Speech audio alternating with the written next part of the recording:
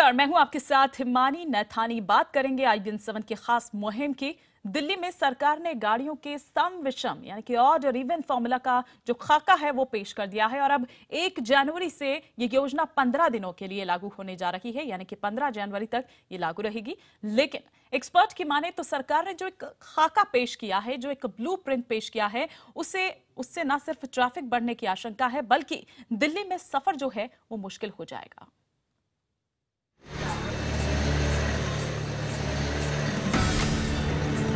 दिल्ली में बढ़ते प्रदूषण ने न सिर्फ आम बल्कि खास लोगों को भी परेशान कर दिया है। सरकार सोचने पर मजबूर हुई है कि अब अगर इससे निपटा नहीं गया तो हालात और खराब हो जाएंगे। फौरी तौर पर सरकार को विदेशों की तर्ज पर सम विषम फॉर्मूले की योजना सूझी, लेकिन एक्सपर्ट की माने तो सरकार ने जो योजना तैयार की है उसमें कई पेच है। मसलन जो लोग अपनी कार में चलने के आदी हैं वो पब्लिक ट्रांसपोर्ट का रुख जल्दी नहीं करेंगे, क्योंकि दिल्ली में कनेक्टिविटी की दशा ठीक नहीं है। सड़कों पर चलने वाले भारी ट्रैफिक में ऑड इवन नंबर की पहचान करना मुश्किल है। इससे पब्लिक और पुलिस के बीच झगड़ा बढ़ने की संभावना है।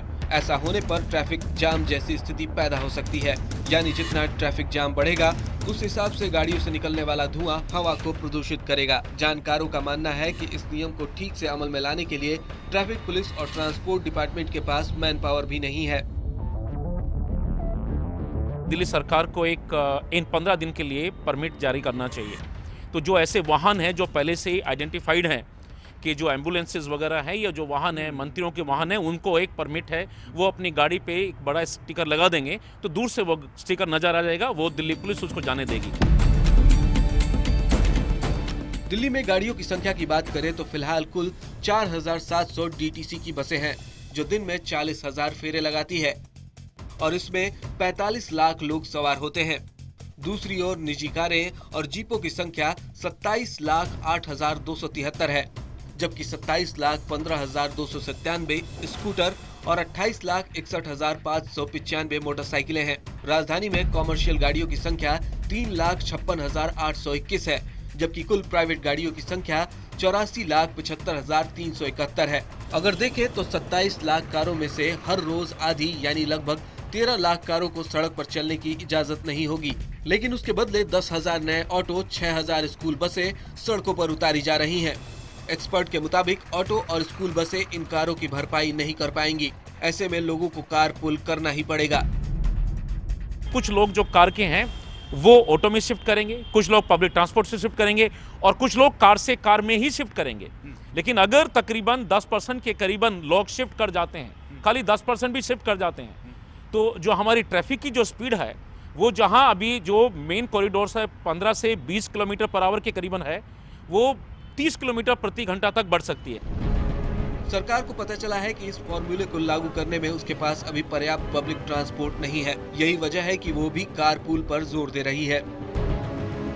सब अपनी कार छोड़ के पब्लिक ट्रांसपोर्ट की तरफ भागेंगे तो मैं समझता हूं पब्लिक ट्रांसपोर्ट भी उतना लोड ले पाएगा, अभी ऐसा मैं नहीं समझता। इसीलिए मेरी रिक्वेस्ट है, जो प्रैक्टिकल सोल्यूशन है वो कारपूलिंग है। ये फॉर्मूला तात्कालिक रूप से भले प्रभावी हो सकता है, लेकिन लंबे समय के लिए असरदार नहीं है। दुनिया के कई देश कारों की संख्या कम करने के लिए कई तरह के दूसरे उपाय भी कर रहे हैं, जिनसे भारत को सीखना होगा।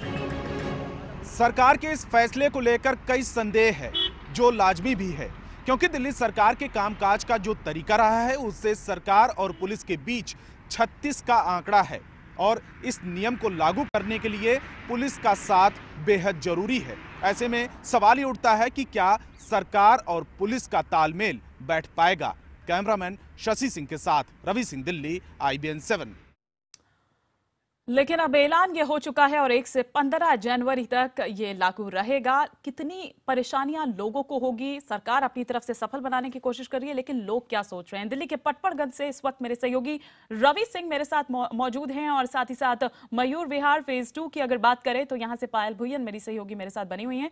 पायल का मैं सबसे पहले रुख करना चाहूंगी। पायल, अब 1 तारीख पास आ रही है, लोगों की टेंशन भी बढ़ रही होगी। क्या लगता है कि वाकई सफर जो है वो बहुत ज्यादा मुश्किल होने वाला है 15 दिनों के लिए? हिमानी काउंटडाउन शुरू हो चुका है। इस वक्त हम आईटीओ में मौजूद है हिमानी, और ये एक बिजी पूरा का पूरा ये ट्रैक रहता है। लोग हमारे साथ मौजूद है, क्या सोचते हैं सम विषम कानून के बारे में? सर, 1 जनवरी से शुरू होने वाला है, लागू हो जाएगा 1 जनवरी से। आप बताइए कि आपका क्या विचार है? मैम, ये सरकार का जो कदम है सराहनीय तो है, लेकिन पॉल्यूशन कम करने के लिए, लेकिन मुद्दा ये है कि ये जो कदम है, क्या इससे पॉल्यूशन लेवल जो है कम हो पाएगा? जो अभी सुनने में आ रहा है कि 2 व्हीलर्स को उन्होंने एग्जेम्प्ट कर दिया है, और जो सिंगल महिला हैं जिनके साथ केवल 12 वर्ष के बच्चे तो मेल को अलाउ किया गया है, उनको एग्जेम्प्ट किया है। 2 व्हीलर से 33% पॉल्यूशन। परेशानी क्या आपको लगती है कि आपको होगी परेशानी, लोगों को? बिल्कुल परेशानी होगी। मैं सिंपल सा एग्जांपल लेता हूँ। मेरे एक जानकार हैं जो विकासपुरी से गुड़गांव जाते हैं, अपनी गाड़ी से जाते हैं, उनको जाने में तकरीबन 1 घंटा लगता है। अगर वो मेट्रो लेते हैं तो उनको 2.25 घंटा जाने में लगेगा, 2.25 घंटा आने में लगेगा। सरकार ने वैकल्पिक व्यवस्था की जो प्रस्तावना थी तो की नहीं है। 5,000 बसें सुनने में आ रहा है कि 15 जनवरी के बाद आएगा। पहले ये व्यवस्था इन प्लेस होनी चाहिए थी, इसके बाद इसको इम्प्लीमेंट करना चाहिए। आप बताइए। ये इनिशियल स्टेप अच्छा है सरकार के तरफ से, और इससे पॉल्यूशन कम होगा, और ये सरकार की तरफ से एक मैसेज भी आएगा। और ये तो ट्रायल बेसिस पे है अभी, और हम सबको इसके प्रति रिस्पॉन्सिबिलिटी निभानी होगी, अगर मुझे कष्ट हो रहा है या नहीं हो रहा है, क्योंकि लक्ष्मी नगर से यहाँ आने में भी काफ़ी ट्रैफिक मिलती है। ट्रैफिक भी कम होगा, पॉल्यूशन भी कम होगा। आप बताइए, आपका क्या विचार? मैम, ऐसा कुछ भी नहीं हो सकता है। मान के चलो अगर बाइकल बंद भी हो जाएंगे फिर तो टैक्सी बंदों को टैक्सी नहीं मंगानी पड़ेगी, हिसाब तो वही पड़ेगा ना। बिल्कुल हिमानी, तो आपने यहाँ पे लोगों का मिक्स रिएक्शन हमको यहाँ पे सुनने को मिल रहा है। कई लोग कह रहे हैं कि इनिशियल स्टेप है, सरकार का साथ देना चाहिए, लेकिन बहुत से लोगों का कहना है कि सरकार को पहले ट्रांसपोर्ट व्यवस्था के बारे में सोचना चाहिए था। बिल्कुल, तो मिली जुली राय है। कुछ लोग ये मानते हैं कि नहीं, ये सही है, क्योंकि जिस तरह से बद से बदतर स्थिति होती जा रही है, और एयर क्वालिटी इंडेक्स जो लगातार हम उसके जरिए आपको बता रहे हैं कि कितनी ज्यादा जो पोल्यूटेड हवा है, जो वो कितनी ज्यादा पोल्यूटेड हो चुकी है। मेरे सहयोगी रवि सिंह पटपड़गंज में इस वक्त मौजूद हैं। रवि, पायल आईटीओ में मौजूद हैं और वो बता रही हैं कि मिली जुली राय है लोगों की। वहां लोग इसको कैसे देख रहे हैं? क्योंकि हमारे स्वास्थ्य के लिहाज से अगर देखें तो ये भी जरूरी है, क्योंकि स्थिति बद से बदतर होती जा रही है। देखिए, लोगों के लिए मुश्किल तो जरूर हो रही है, और लोगों से हम बात करते हैं। ये बताइए कि इस बार जो पोल्यूशन लेवल है वो काफी ज्यादा बड़ा है। यही वजह है कि सरकार ऑड इवन का फार्मूला ला रही है। क्या लगता है कि ये ऑड इवन जो फार्मूला है पोल्यूशन कम करने के लिए जरूरी था? ये बिल्कुल ज़रूरी है, और इसको तुरंत लागू करना चाहिए ही था। लेकिन मेरा कहना इसमें यह है कि ये इवन ऑड फार्मूला लागू करने से पहले जो पब्लिक ट्रांसपोर्ट है उसको बेहतर करने की बहुत ज़्यादा आवश्यकता है, कि जब तक मास ट्रांसपोर्ट अच्छी नहीं होगी, मुझे लगता है कि ये सम विषम वाला जो प्रोग्राम है ये कितना सक्सेसफुल होगा, इसमें बहुत बड़ा प्रश्न चिन्ह है, क्योंकि आगे आने वाले समय में लोगों को इससे भारी तकलीफ का सामना करना पड़ेगा। लेकिन आने वाले पीढ़ी के लिए ये बहुत आवश्यक है, जरूरी है। मैडम, आपकी क्या राय है? दिक्कतें होती हैं क्या सुबह शाम पोल्यूशन की वजह से?